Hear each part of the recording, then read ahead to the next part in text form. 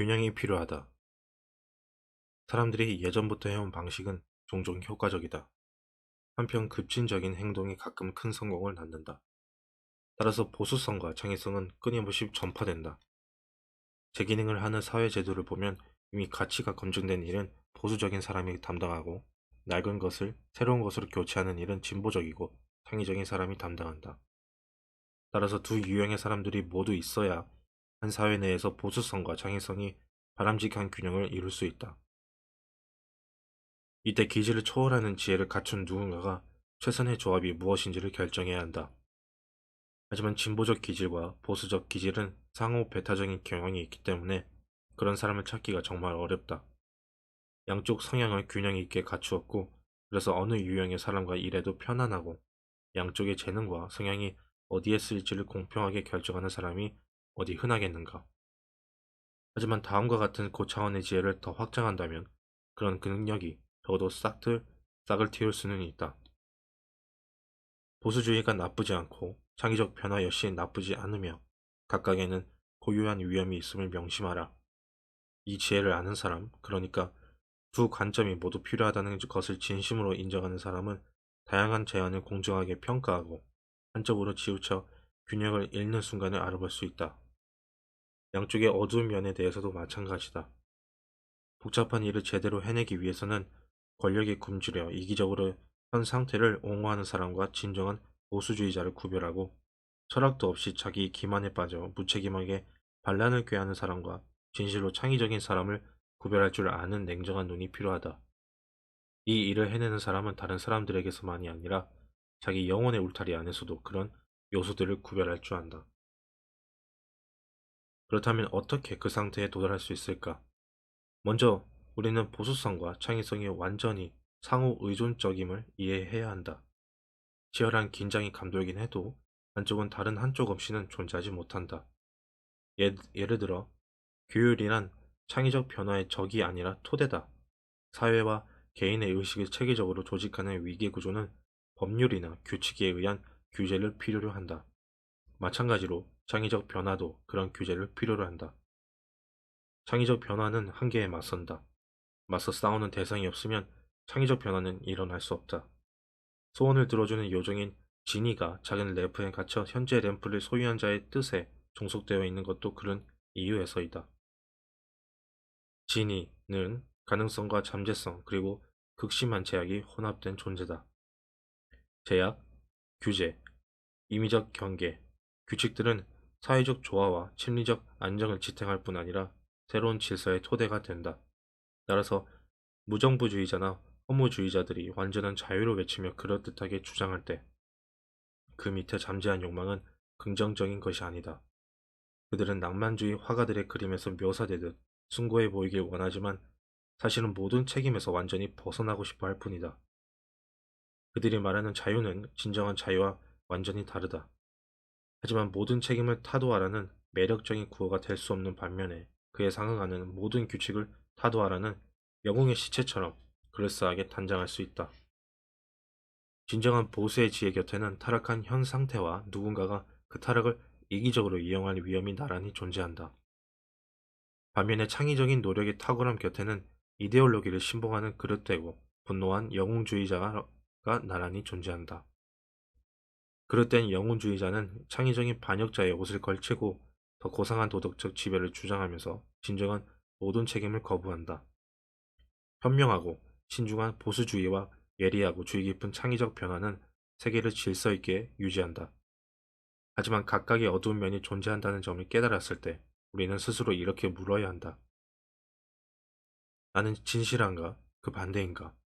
이에 대한 답은 어쩔 수 없이 양쪽 다라는 것인데 생각보다 자기 자신에게 어두운 면이 훨씬 더 많을지 모른다. 그때 우리는 각자의 내면에 복잡성이 가득하다는 걸 알게 된다.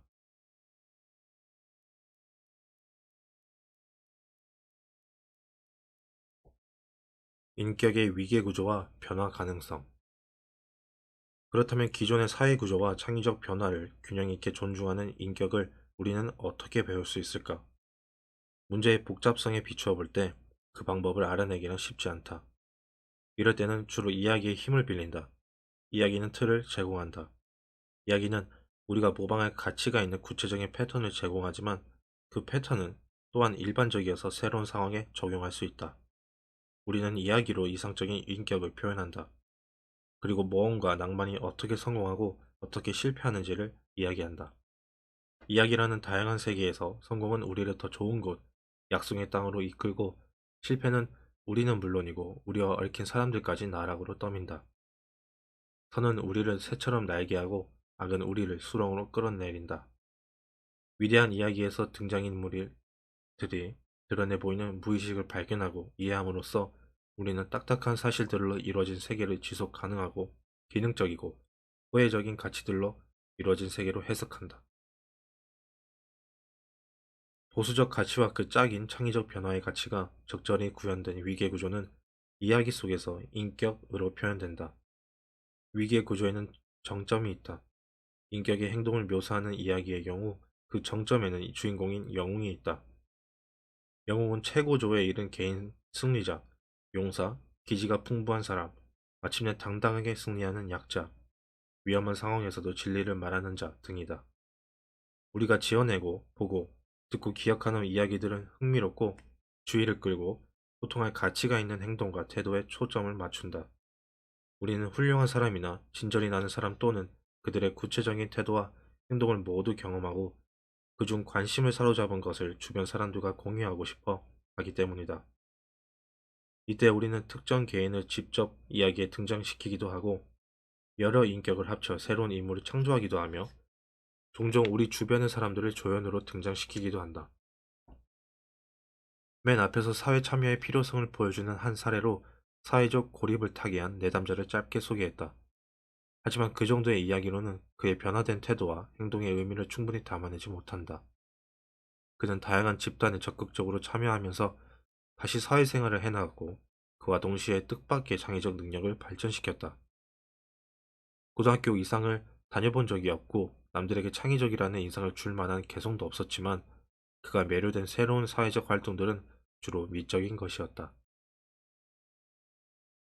그는 먼저 형식, 비례, 새로움, 아름다움을 사진에 담는 능력을 개발함으로써 사회생활을 하는데 여러 가지 이점을 얻을 수 있었다. 그는 격주로 야외에서 사진을 찍는 모임에 가입했고 토론토에서 약 20명의 회원과 함께 자연의 아름다움과 독특함 그리고 현대적인 풍경을 사진에 담았다. 그는 사진을 찍으면서 사진 장비에 관한 전문 지식을 꽤 많이 쌓았다. 그뿐 아니라 회원들과 서로의 작품을 비평했는데 실수만이 아니라 훌륭한 점 또한 이야기하며 유익한 시간을 보냈다.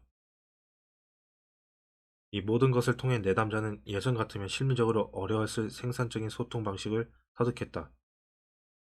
또한 진부하거나 지루하거나 수능적인 시각 이미지와 정말로 수준 높은 시각 이미지를 구별하는 능력을 쌓아갔다. 몇 달이 지나자 그는 크게 발전해서 지역 대회에서 상을 타고 작지만 작품 의뢰를 받기 시작했다. 처음에 처음에는 나는 그가 사진 모임에 가입한 것이 인성 발달 면에서 상당히 바람직하다고 생각했다. 하지만 그의 시각 능력과 전문성이 빠르게 성장하는 것을 보고 깜짝 놀랐고 상담 시간에 그의 작품을 함께 검토하는 일이 정말 즐거웠다. 사진에 푹 빠지고 몇 달이 지난 뒤 내담자는 직접 그린 그림들을 내게 보여주기 시작했다. 처음에는 펜으로 추상적인 선을 그린 누가 봐도 아마추어적인 드로잉이었다. 그의 그림은 기본적으로 종이 위에 다양한 크기의 고리가 연속으로 이어진 형태였으며 단순한 낙서보다는 더 통제되어 있고 분명히 의도적이었지만 어쨌든 낙서였다. 나는 그의 사진 공부나 사진 모임이 심리적 안정과 창조적 능력에 유용하다고 생각했을 뿐 예술가적 자질을 키워줄 거라고는 생각하지 못했다. 하지만 그는 멈추지 않고 일주일에 몇 장씩 그림을 그려 상담 시간에 갖고 왔다. 그의 그림은 급속히 정교해지고 아름다워졌다. 그는 복잡하고 대칭적이고 극적인 흑백 페나를 그렸는데 티셔츠의 디자인에 팔아도 될 만큼 아름다웠다. 나는 다른 두 명의 내담자에게서도 이런 종류의 발전을 목격했다. 둘 다 창조적 기질이 있는 사람이었다. 카를 융이 발표한 개인 발달에 관한 임상 사례와 보고서를 읽은 적이 있는데 융은 외부 세계와 내부 세계의 조화와 균형이 이루어질수록 환자들이 질서와 복잡성이 증가하는 기하 도형들을 그릴 수 있게 된다고 말했다. 그의 말은 분명히 맨 앞에 내담자에게도 들어맞을 뿐 아니라 다른 둘에게도 해당되는 것 같았다. 이후에도 나는 사회화가 진행되고 사회제도의 가치를 옳게 평가함에 따라 정신이 재구성되며 주로 뇌와 관련된 기능들이 함께 변하는 것을 여러 번 목격했다. 그런 변화의 증거로 우아하고 아름답고 사회적으로 가치 있는 것을 인지하고 창조하는 능력이 뚜렷하게 증가했다. 나의 내담자들은 때로는 임의적이지만 없어서는 안 되는 사회적 세계의 요구에 적절히 순응하게 되었고, 한 걸음 더 나아가 스스로 창의적인 작업에 몰두하며 그가 속한 세계에 무언가를 보여주었다. 혼녀 스칼릿 역시 가리키를 통해 사회화를 경험한 뒤 창의적 능력을 이해하는 행동을 보이기 시작했다. 사람들은 영화, 연극, 책 등에 나오는 이야기를 갖고 대화를 나눌 때 대개 그 요점에 관해 정교한 합의에 도달하려고 한다. 이야기가 일종의 소통이자 오락이라는 생각은 자명해 보이지만 오래 숙고하면 할수록 점점 더 아리송해진다. 이야기에 요점이 있는 게 사실이라면 이야기가 무언가를 가리킨다는 것은 분명하다. 하지만 무엇을 어떻게 가리킬까? 가리키리라는 것이 구체적인 사물이나 사람을 지정하는 행동이라면 가리키를 구성하는 요소들은 명확하다. 하지만 그것이 가령 이야기 속에서 어떤 인물이 점증적으로 펼치는 행동의 성격을 말하는 것일 때는 훨씬 더 불분명해진다. 롤링의 해리포터 시리즈에서 새 주인공이 보여주는 행동과 태도는 다시 한번 이 과정을 정확히 드러내는 유명한 예다. 해리포터, 론 위즐리, 헤르미온느 그랜저는 주로 규칙을 따르는 의지와 능력을 나타내지만 그와 동시에 규칙을 깨는 의지와 능력을 나타내기도 하며, 게다가 그들을 감독하는 사람들은 모순된 두 종류의 행동에 모두 보상을 해준다. 심지어 젊은 마법사들이 수련 기간에 쓰는 마법에도 이런 이중성이 반영되어 있다. 예를 들어 비밀지도는 도덕적인 행동과는 정반대인 듯한 주문을 외워야 되고, 장난 끝이라고 말하면 그림을 지우고 작동을 멈춘다.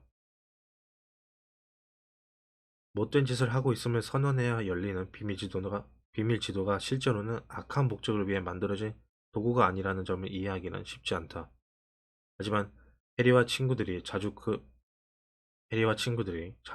그러나 조심스럽게 규칙을 깨고 그 대가로 자주 그리고 조심스럽게 상을 받는 것처럼 비밀지도 역시 사용하는 사람의 의도에 따라 도덕적으로 바람직할 수도 아닐 수도 있다.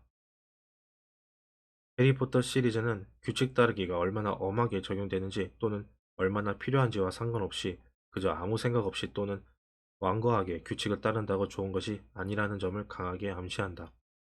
이 모든 것을 종합하면 해리포터 시리즈는 사회 질서에 복종하는 것이 최고의 도덕적 가치를 가리키지는 않는다고 말한다. 무엇이 그 복종을 파기하는지는 그리 명백하지 않아 쉽게 이야기할 수는 없지만 다음과 같이 표현하면 그와 비슷해진다. 어떤 행동이 그 행동을 정할 규칙의 목적을 훼손할 때는 규칙을 따르지 마라. 그럴 땐 위험하더라도 합의된 도덕과 반대로 행동하라. 이런 교훈은 가령 암기 학습이나 규칙보다 구체적인 행동 묘사를 통해 더 쉽게 가르칠 수 있다. 메타 규칙은 일반적인 규칙 전달 방식과 똑같이 해서는 전달되지 않을 때가 있다. 스칼렛은 가리키리의 중요성을 알고 비교적 직접적인 신체 행동을 완전히 터득한 다음에 곧바로 복잡한 이야기의 요점을 파악할 줄 알게 되었다.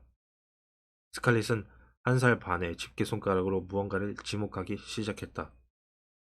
그리고 2살 반이 되자 훨씬 더 복잡한 이야기에 담겨있는 요점을 이해하고 모방했다.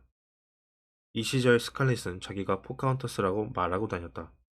내 생각에 이것은 이야기의 복잡한 요점을 가리키는 경이로운 행위였다. 아이는 선물로 받은 포카혼타스 인형을 무척 좋아했고 할머니 이름을 따서 태미라고 부르는 아기 인형도 애지중지했다. 태미와 놀 때 스칼렛은 아기 엄마였다. 하지만 포카혼타스와 놀 때는 달랐다.